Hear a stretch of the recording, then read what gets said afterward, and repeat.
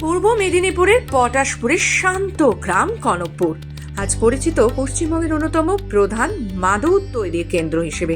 গ্রামে ঢুকতে চোখে পড়ে সারি সারি মাদুর, উঠোনে শুকোতে দেওয়া কাঠি আর ঘর ঘর শব্দে চলতে থাকা বোনাই।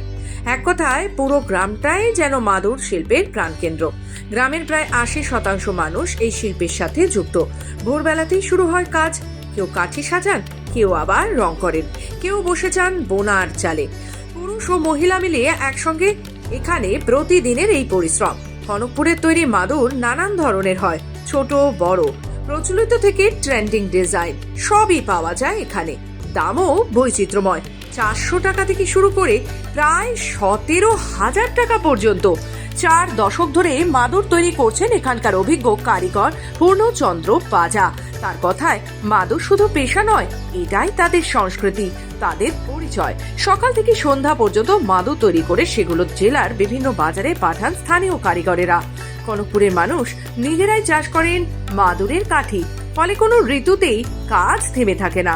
বর্ষা, গ্রীষ্ম, শীত সব সময় তৈরি হয় নতুন নতুন রং বেরঙের নানান ডিজাইনের মাদুর।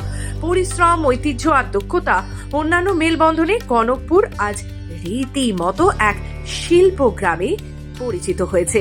40-42 বছর ধরে করছি। বাজারে এখন কোন মাদুরের চাহিদা বেশি? এখন আছে নকশা মাদুরের চাহিদা বেশি, বড় মাদুর এবং নকশা মাদুরের চাহিদা বেশি। সেই মাদুরটার দাম কত পড়ে?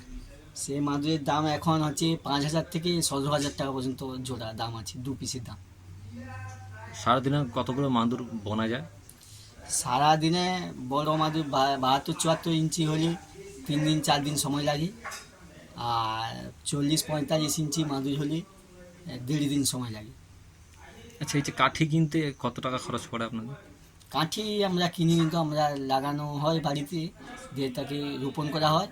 রোপণ করার পর তাকে চিরা হয়, চিরার পর তাকে রোদে শুকনো করতে হয়। তারপরে তাকে 2-3 দিন রোদে দেওয়ার পর আবার শুকনো বোঝা বেঁধে রাখা হয়। এখন তাহলে কোন মাদুরের চাহিদা বেশি বলছেন? এখন আর নকশা মাদুরের চাহিদা বেশি, বড় মাদুর নকশা। পূর্ব মেদিনীপুর থেকে রাজীব নন্দের রিপোর্ট, খবর বাংলা।